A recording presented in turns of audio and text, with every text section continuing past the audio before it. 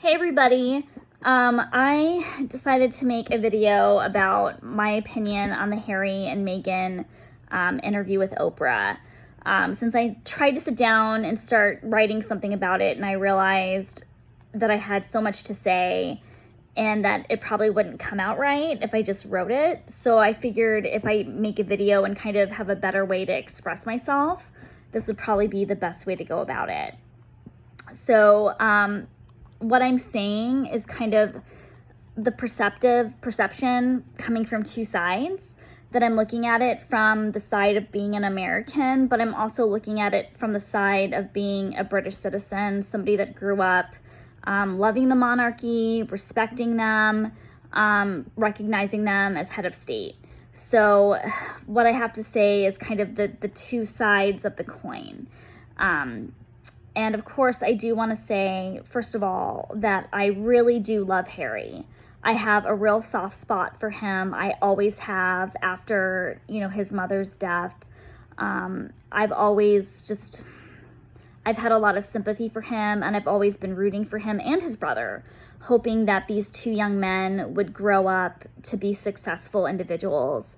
And overall, I have been really proud of them as a British citizen. I always felt that they grew up to be remarkable men to represent the best of Britain, which I loved. I felt that they were just wonderful representatives of the modern English gentleman, and it made me proud to, be one of their subjects, and to see them with their good works on television.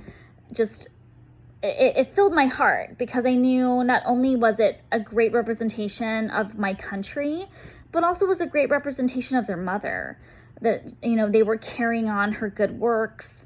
And it was just a wonderful thing to see them grow into the kind of young men that they were and are.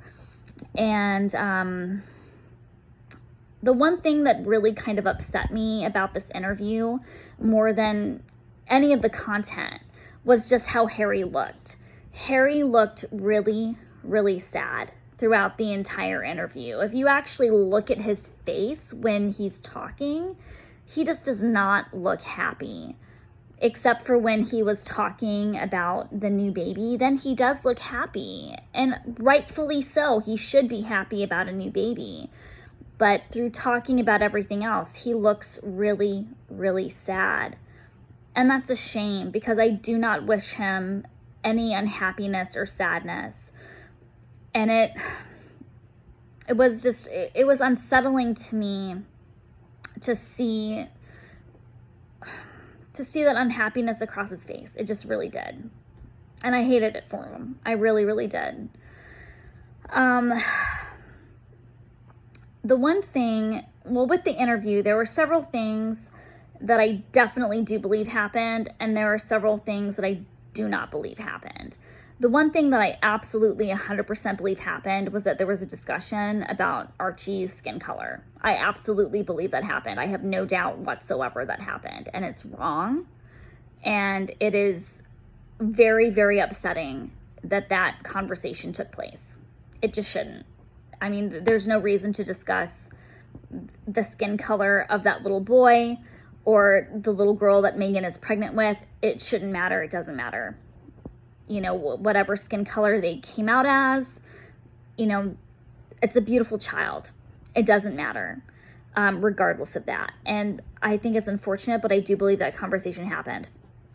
And I think, unfortunately, a lot of that does deal with the archaicness of the royal family and that institution. But you also have to remember that Meghan is the first person of color to be in that family. And I'm certain that it rocked a few, crinolines off, their bodices. And I'm not saying that's right, obviously not. But I think that was a real rude awakening for some members of the royal family. Because again, this is the first person of color to be in that family. And it is a family of structure, of non-change. And so when you have somebody that totally rocks the boat in a lot of different ways, in particular skin color, I can see that. I can see it. And it's a shame. It's a real shame because, Meghan does not deserve to be judged by her skin color. No person does. And especially an unborn child does not deserve to be judged by their skin color. And it's a shame, but I do believe that happened. I absolutely do. And I think it's a travesty. The other things that I don't believe is I don't believe the whole issue about the title. Something that people have to understand is that lesser royals, and Archie is considered a lesser royal, are not automatically mandated a title upon birth that is granted to them upon, the Queen's, decision making. I think a prime example of this is Princess Eugenie, who is Prince Andrew's son, just gave birth to a little boy probably 2 or 3 weeks ago. That child is not titled, and he is not titled because he is a lesser royal. He is probably at this point 16th or 17th in line to the throne, so he is not automatically entitled to the title of prince because he is a lesser royal. And Archie, as wonderful of a little boy as he is considered a lesser royal, even upon birth. Might he be entitled to a title later on? Absolutely. Is he entitled to an inherited title? Absolutely. But upon birth, that is the Queen's decision making to determine whether or not he has a title. He's not automatically entitled to one. And he is not automatically entitled to prince because he is a lesser royal at this point in time. When you have somebody like Prince George, who is Prince William's son, who is a direct line to the throne, he is entitled to the Prince HRH title. But Archie is not, because he is not a higher royal at this point in time. Because the lineage at this point is Prince Charles, Prince William, Prince George, Princess Charlotte, Prince Louis, Prince Harry, and then Archie. So it is not an automatic thing. And I also highly doubt that the royal family would release a press statement that a title was denied to the child by the choosing of Meghan and Harry if that had not happened. Meghan and Harry were very, I don't want to use the word secretive because that's not what I'm looking for, but when it came to the birth of Harry, they did not go by what had been normally done as it relates to births of, Charlotte, George, Louis, where there is an official announcement by the royal family and then the official picture taking of the new baby. They did not do that. They did not have an official presentation of the child, and that was their choice not to do that. That had nothing to do with the royal family. And so it seems to me that Harry and Meghan had been very much in charge of the things that went on with their son. And they didn't even have the baby at the traditional royal hospital. Meghan made the choice to have the baby in a different location. I'm not saying that that's wrong. Any woman has the right to make the decision to have their child however they see fit. Whether it be in the traditional royal hospital, a home birth, whatever is best and right for them, they have the right to do. But they did not follow normal royal protocol in the sense of the delivery and the presentation of that baby. And that's the whole thing here. They really stopped following royal protocol for a very long time. Now, I don't proclaim to know the ins and outs of everything as it relates to the royal family, royal protocol. I don't. I'm not an expert on that. But there are certain things that I know from being a British citizen. There are certain things that just are kind of the way that they are. And I'm not saying that they're right. I'm not saying that they're wrong. But sometimes things are the reality of the circumstance. And when Meghan says that she never researched the royal role, I don't believe that. I do not believe that for 1 minute. I think for her to say that she never looked up Harry, I think is a bunch of BS. I also think that before she was married, that multiple members of the royal family probably had a discussion with her. Harry, Camilla, Charles, the Queen, Kate, William had the conversation with her of, this is what life is going to be like. When you become a member of the royal family, your life is no longer your own. That's just it. You are not just yourself. You are a representative of the country, of the institution, and there are expectations of you to follow when you take on that role. And I think she claimed that she was ready and willing to accept that. But obviously, at the end of the day, she could not totally understand and accept the role that was given to her.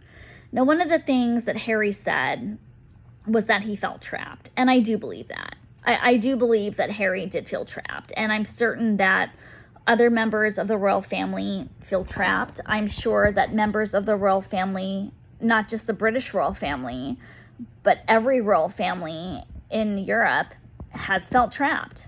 I do believe that. I think that is totally accurate. And it's sad. It's sad that a member of the royal family feels that way. And unfortunately, these people don't pick what family that they're born into. They're born into it. But with kind of great privilege comes great responsibility. Sorry, Spider-Man. But it's true. You have the world at your doorstep. You have insane wealth, insane privilege. But there's responsibility that comes with that, and there are rules that come with that, and you can either choose to accept it or not. And, Harry played by the rules for a very long time. And then Meghan came around, and obviously those things changed. And one of the things that she points to was her mental health struggles. And I do not doubt that she had some mental health struggles. I don't doubt that. I absolutely believe it. I'm sure that happened. But I do not believe that the royal family refused her treatment. I just don't. I think that the Queen in particular learned a lot of lessons after Diana. And I think that they are handling things very differently. And even Harry himself has had mental health treatment being a royal. And even though she may not have been able to check in to a mental health facility, I guarantee you they could have brought in the best mental health professionals in the world under cloak and dagger in the night and had them stay there, and nobody would have known. And she could have had the treatment that she needed. I don't believe that for 1 minute. Because let's be real, if Meghan had killed herself, the press on that would have been horrible, absolutely horrible for the royal family. I mean, that alone would have ended the institution. There's no way, even from just an institutional view of things, would they have denied her the mental health treatment she needed because there was too much at risk. So I don't believe that. I don't. I think that's a bunch of malarkey. And I think that is something that she's pandering to. And this is the problem with the interview as I saw it. It is pandering to the American audience, an American audience that doesn't know any better, that doesn't understand the culture of England. And I think that's what Meghan in particular is playing towards. So I think as Americans, we can have sympathy for certain aspects of it and then want to say, oh, the British monarchy is so evil and so terrible. But that is not true. It's not true. But there are expectations that you have to live by. And when you married Harry, you signed up for that. You just did. And you can't, pretend about that. And Obviously, the British press is notoriously horrible. My God, they've hacked celebrities' phones. I mean, the British press is awful. Awful. But Harry knew that, and Meghan knew that. This isn't a surprise.